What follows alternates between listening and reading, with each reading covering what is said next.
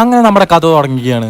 ആദ്യം തന്നെ നമ്മുടെ മമ്മൂട്ടി ഒരു മനയിലേക്ക് നടന്നു പോകുന്നതാണ് കാണിക്കുന്നത്. അതേ ടൈമിൽ ഒരു അപ്പാപ്പൻ വന്ന ഒരു ചോദ്യം മനവാങ്ങാൻ വന്ന ആളല്ലേ.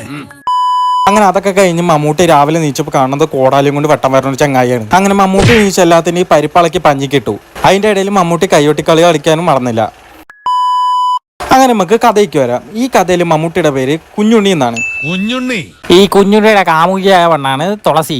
ഈ പെണ്ണിനാണെങ്കിൽ കടലിൽ കുളിച്ചുകൊണ്ടിരിക്കണം. രാവിലെ കുളിക്കണം, ഉച്ചക്ക് കുളിക്കണം, വൈകുന്നേരം കുളിക്കണം, രാത്രി കുളിക്കണം, വല്ല താറാവോ അല്ലെ. അതിന്റെ ഇടയിൽ കൂടെ ആടും തിരികെ വെച്ചിട്ടുണ്ട് ഇതില്.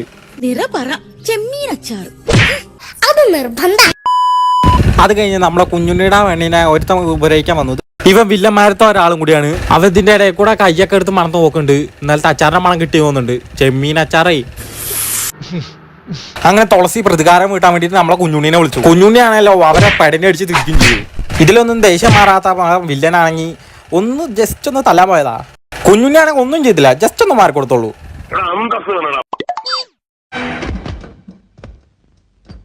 അങ്ങനെ അച്ഛനെ കൊന്ന നെല്ലൂർ മല കാണാൻ വേണ്ടിട്ട് നമ്മളെ കുഞ്ഞുണ്ണി ഇറങ്ങി. എനിക്ക് കാണണം എന്റെ അച്ഛനെ കൊന്ന നെല്ലൂർ മല. അങ്ങനെ അവിടെ എത്തിയിട്ട് കുഞ്ഞുണ്ണി പ്രകൃതി ഭംഗി കാണാൻ നിൽക്കായിരുന്നു.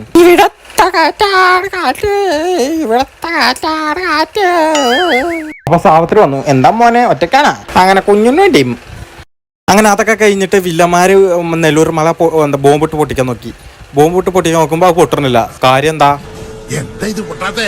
എടാ വിവരം കട്ട തൂമേ, റിമോട്ട് തിരിച്ചാ എങ്ങനെ പൊട്ടാനടാ? ഈ നട്ടുച്ചയ്ക്കും ടോർച്ചടിച്ചു വരുന്ന ഇയാളാണ് നമ്മുടെ കഥാനായകൻ, the one and only Pattazhi Madhavan. Pattazhi Madhavan ഏതായി അവതാരം? 10 അവതാരങ്ങളും ആണുങ്ങളായിരുന്നു. ആണുങ്ങളെ കണ്ടിട്ടില്ലാത്ത മണിയങ്കോട്ടെ അച്ചിക്കോന്തന്മാർക്ക് പുരുഷ പ്രജകളെ കണ്ടാൽ കണ്ണിൽ ഇരുട്ട് കയർ പിച്ചും പേയും പറയും. ആ അത് കലക്കി വല്ല കാര്യമുണ്ട്. ഇപ്പൊ വന്ന് കേറിയിട്ടല്ലേ ഉണ്ടായിരുന്നുള്ളൂ, അപ്പൊ തന്നെ ഊക്കുവാണെന്നോ. അത് കഴിഞ്ഞിട്ട് ആ രാത്രിനെ 4 പാടും കൂടി നിന്നിട്ട് ഇവന്മാരെ യക്ഷിനെ വിളിച്ചു വരുത്തും.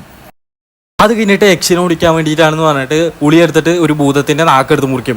എന്തിന്? അതൊക്കെ നമുക്ക് വഴി അറിയാം. അന്ന് വൈകുന്നേരം തന്നെ വാസുവും വിശകാരിയും ചേർന്നിട്ട് നമ്മളെ മാധവനെ കൊല്ലാൻ വന്നവർ അവിടെ കടന്നിട്ട് അടി വാങ്ങിക്കൊണ്ടിരിക്കും.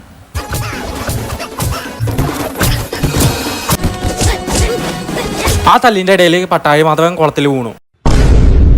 നിങ്ങൾ വിചാരിക്കും മാധവൻ മരിച്ചെന്ന്, പക്ഷേ ഇല്ല. പിറ്റേ ദിവസം 6:30 കുളിച്ചു കുട്ടപ്പനായി അതാ വരുന്നു മാധവൻ.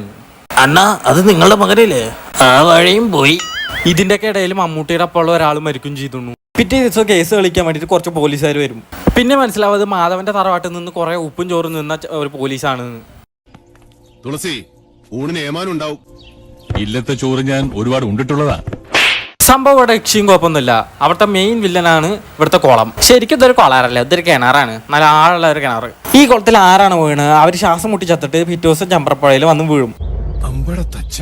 ആ തേങ്ങ ഒന്നും പോരാഞ്ഞിട്ട് ഒരു ഭൂതത്തിന്റെ തല അവിടെ കൊണ്ടു വെച്ചു. ഇതാണെങ്കിൽ വെറുതെ ഇരിക്കില്ല, ഒരു കാറ്റടിച്ച യശീന്റെ ശബ്ദം ഉണ്ടാക്കിക്കൊണ്ടിരിക്കും. അതാണ് യക്ഷിഗർജനമായി ഇക്കണ്ട കാലം അത്രയും നെല്ലൂർ മനയിൽ മുഴങ്ങിക്കേട്ടത്. ശരിക്കും കഥയത്തെ വില്ലൻ ആരാന്ന് ചോദിച്ചാൽ എളിവെള്ളൂർ തച്ചനാണ്. കാരണം അയാളുടെ തലയിൽ ഉദിച്ച കുറെ ക്രിയേറ്റിവിറ്റികളാണ് ഇതൊക്കെ. ഈ ഇറങ്ങിയ കൊല്ലണ കുളവും കാറ്റടിച്ച പേടിപ്പിക്കുന്ന ഭൂതവും. അങ്ങനെ കഥയത്തെ ശരിക്കുള്ള പ്രേതം വന്നു. പക്ഷെ വന്നത് മുതൽ പ്രേതം ഫാഷൻ ഷോ ആണ്.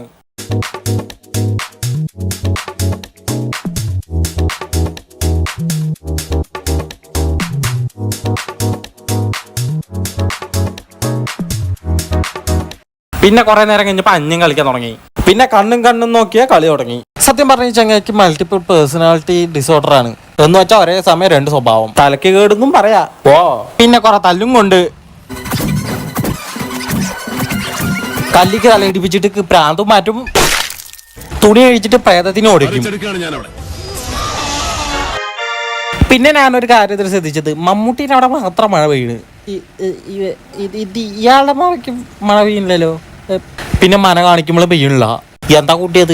എന്തെങ്കിലുമൊക്കെ ആവട്ടെ. അങ്ങനെ മാധവൻ തുളസിക്ക് ചാവിയും കൊടുത്തിട്ട് അങ്ങനെ പടം തീർന്നു. തെഗൻഡ്. പിന്നെയൊക്കെ ഒരു കാര്യം പറയാനുള്ളത്, ഈ വീഡിയോയിൽ കുറേ മിസ്റ്റേക്ക് ഉണ്ടാവും. അതൊന്നും നിങ്ങൾ കാര്യമാക്കണ്ട, തുടങ്ങിയിട്ടുള്ളൂ. പിന്നെ ഇനി ഇതേപോലെ കുറേ എണ്ണമാണെങ്കിൽ ഒന്ന് ഒപ്പം കൂടുക, എന്നാലേ കുറേ കിട്ടുള്ളൂ. പിന്നെ നിങ്ങളെ സപ്പോർട്ടറിനാവണം. പിന്നെ ചെയ്യേണ്ട കാര്യങ്ങളൊക്കെ ഒന്ന് അടിപ്പെട്ട് വേഗം ചെയ്യുക. പിന്നെന്താണ്